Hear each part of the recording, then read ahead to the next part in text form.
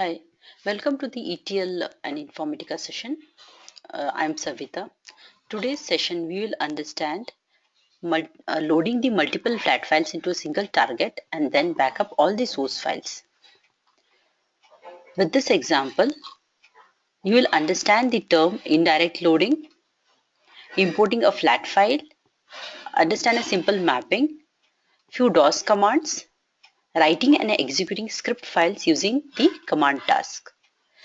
Before we start, let's understand the scenario for this example. Consider department data coming from multiple uh, sources like flat files. Suppose we have multiple flat files and then we have to load all of those flat files into one single target. Consider S1, S2, S3 as the source files coming in, and we have to load all of the source files to the one single target, say T1. And then we have to copy all of these source files to a backup directory.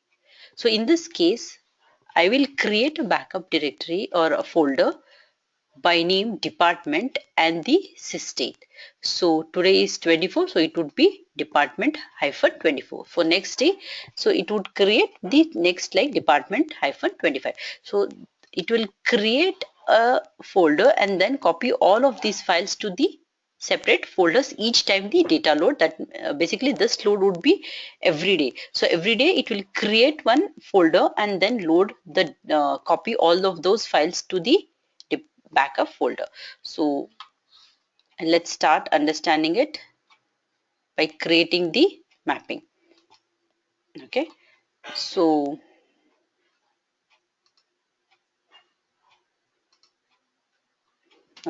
so this is a simple plain mapping. There is no other transformation used. I'm only using the source qualifier and the target definition. Okay, so source qualifier basically it will load the data from the source, and then target definition is basically loading the data to the target system. Target, so either the target would be a flat file, Oracle, or XML. So basically this is current example. I have the source as the flat file and the target is also a flat file.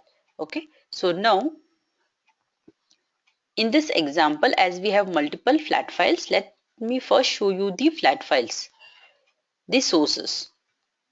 So this is a source directory.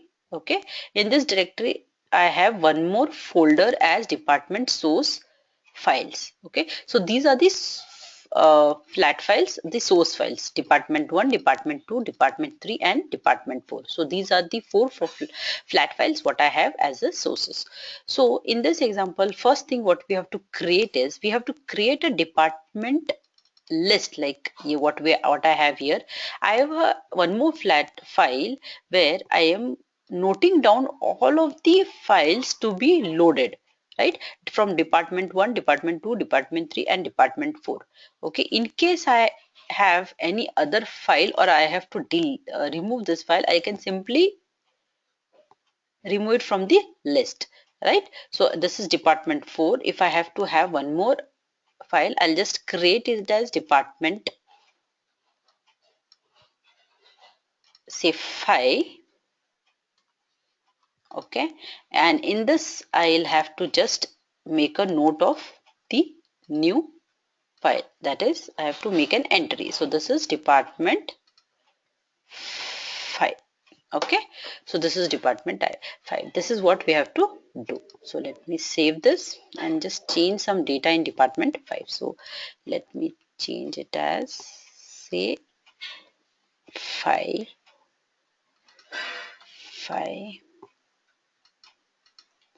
and 5. Okay, so this is just a dummy data. Okay, so this is what I have: 1 2 3 4 5 in this department. This is 11 12 22 23 24, and in 3 I have 1 1 1 2 2 2, and department 4 I have 3 1 1. Let me make it as 4. Okay, so this is 4 4 4 what I have. Okay, And then in department 5 I have 5511, 522, 533, 54. Okay, so this is what the source I have. So as I said, this is a plain mapping. I'm not using any of the transformations for any data change here. It is just getting the data and loading to the target. Okay, so how do we import the flat as a source file? So go to the source analyzer, go import flat files. Okay, so as all of the files have the same data structure, so you can just import one of them. Okay, so all of them having the same structure in sense all the files have the same number of columns and the data type. So I can just click any one of them and say import. Okay, so import, basically in this flat files I don't have the headers, so I'm just importing from the start row from 1. Okay, now next is the delimiter. So in this case the delimiter was comma, so I'm giving it as a comma. If you have any other thing like uh, pipe or symbol, so you can mention it over here. Okay, so this pipeline or something, you can just mention it over, so it will get act as a delimiter. Okay, so next here you can mention the column names and the data type. Okay, so this is what is how we import the flat file. So I am not going to say yes because I already have it. Okay, so this is what I have already have the flat file. Okay, let me get into the mapping. So this is the source what I have. You have to, after you import it, you have to simply go and drag and drop from the source. Fine, so this is done. Okay, the target definition and connect to the target definition. Okay, so now once you are done this, you have to simply validate. This is a good practice to always validate your mapping once you have done. Okay, so validate it and then you create a generate a workflow. So either you generate a workflow from here or you can go into the workflow manager and create the workflow. Okay, so generating a workflow is nothing but we have a wizard which comes in and then you can select the options and give the names here. So this is basically coming from department source and then the source and the target informations will be provided here. Here is basically creating the workflow name. Okay, just create it with something too as I already have.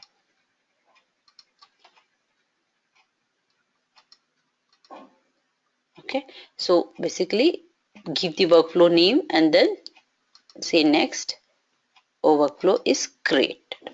Okay, so now let's go to the workflow manager.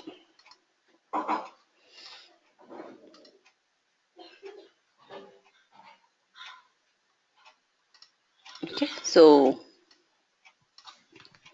I have a workflow here with a session and the basically only the session task. Okay, we have the workflow with the session.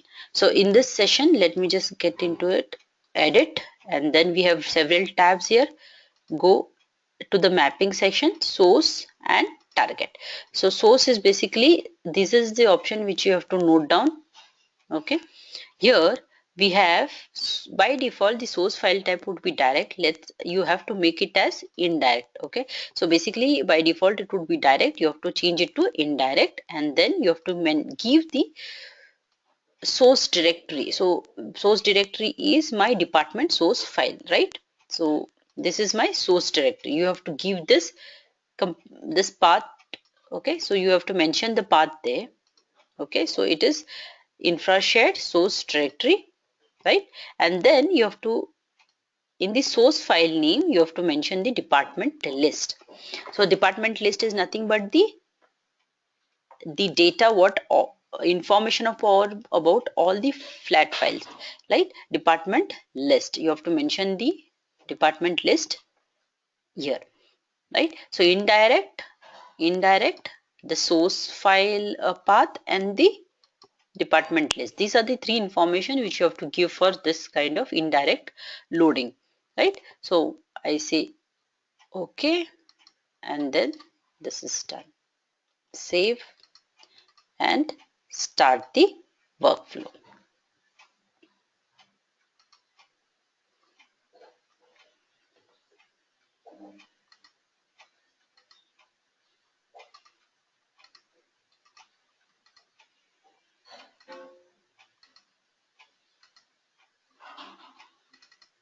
Okay, it is already succeeded. One more thing, let me just show you. I showed you the source, right? Source I have showed, but target is also same. I just have given the name as department.txt. So this is the flat file where the data will get loaded, right? I have created a department.txt. So it will go and save into the target directory. Okay, let's go and open the target. So this is the target directory, and there you can see the department file. So look at this, the data 5554321. This is what the data is. Let me show you. See, 1, 2, okay, 3, okay, 4 and 5. See, 111 is the fifth department and 44 is the fourth.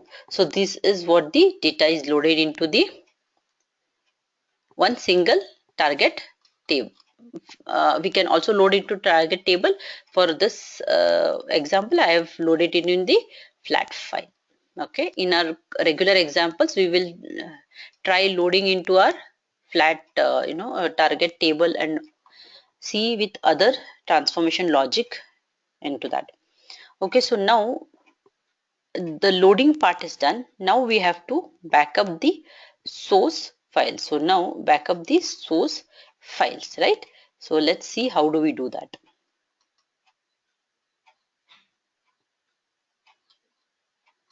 Okay, so workflow has many tasks. Okay, so basically I have a session task, command task, decision task, event task, email task, timer. There are different tasks here. In currently I'll be using a command task to take the backup. So I have a command task here. Okay, so how do you get it? Just create, go to command and then enter and say create. So it will create a command task. Okay, so I already have it here. Let me just link it. Okay, now what is there in this command task? Command task is basically to execute the commands. Okay, so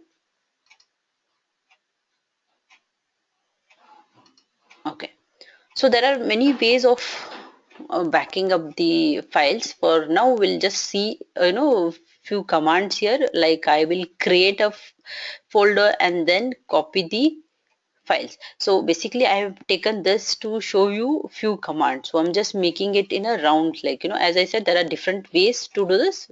For me, for now I will just use a way of first we'll create a folder and then we will copy the files into this particular newly created folder. So now make directory is the command. Okay, mkdir is a command. Okay, and then I am creating that directory in this particular location. This is infra underscore working folder backup, and the name would be department hyphen, and this is the format. Basically date is the function which will give you the current date, and with this particular format it will give the current date. Let's see it in the command prompt. So let me open the command prompt. Say what would happen is echo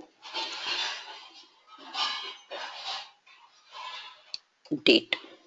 Okay, so in this case, see, look at this. What I'm getting is Wednesday 02/24 2016.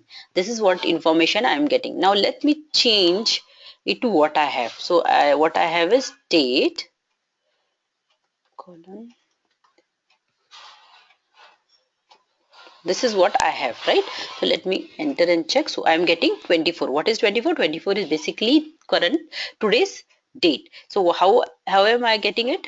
It is taking from the seventh position and two characters. So basically it is taking from 7, 0, 1, 2, 3, 4, 5, 6, 7. So 24 and I'm taking two digits, right? So it is giving me 24, right? So what it would create is basically it will create sorry,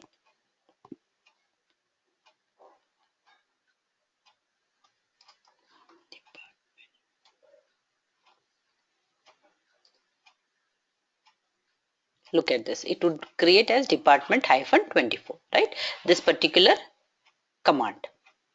Okay, so fine, then we are using a copy command. Okay, copy command. Okay, so copy command, what is it doing?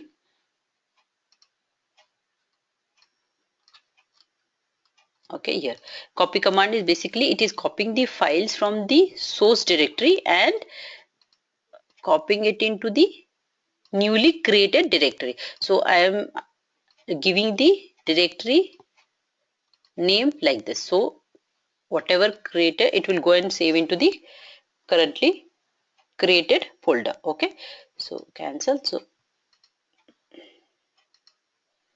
okay, so say let's apply and then say okay. Now first let me show you the backup folder where it will save. Okay, so this is my working folder and this is the backup, right? This is the folder. I don't have any folders over here. Okay, now let's run the start the workflow. Okay, okay, let's go to the workflow monitor.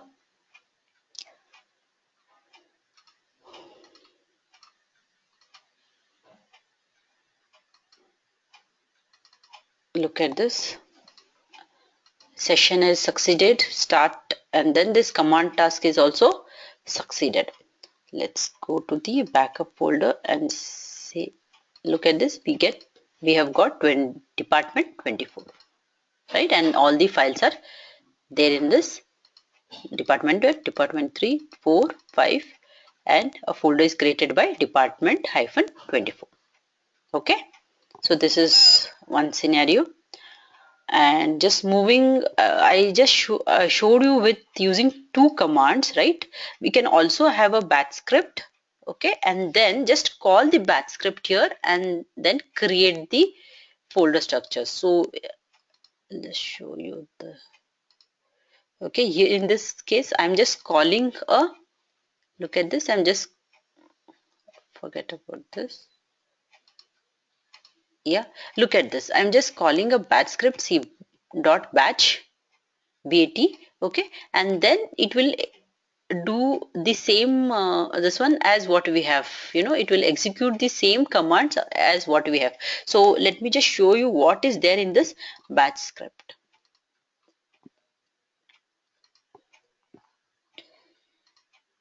Okay, this is the script. Open. Okay, so here it is, these are the comments, and basically what this is doing is it is checking if the file exists. Okay, if the file exists, it will sorry, if the folder exists, okay, then it will simply copy the files. If the folder doesn't exist, then it will create the or create the folder. So this is what is written in the batch script. When you execute that, you will get a structure. In this case, I have given a different folder structure name, that is test. I test2 here, test2 here. So if I run this mapping, I will get one more folder says test2 here. So this is basically executing using a batch script. Okay, so there are many more examples in our regular classes. So okay, this is one of them, and yeah, this is the scenario how you create how you know load multiple flat files into single target and then take the backup of these source files. So thank you for watching. Bye.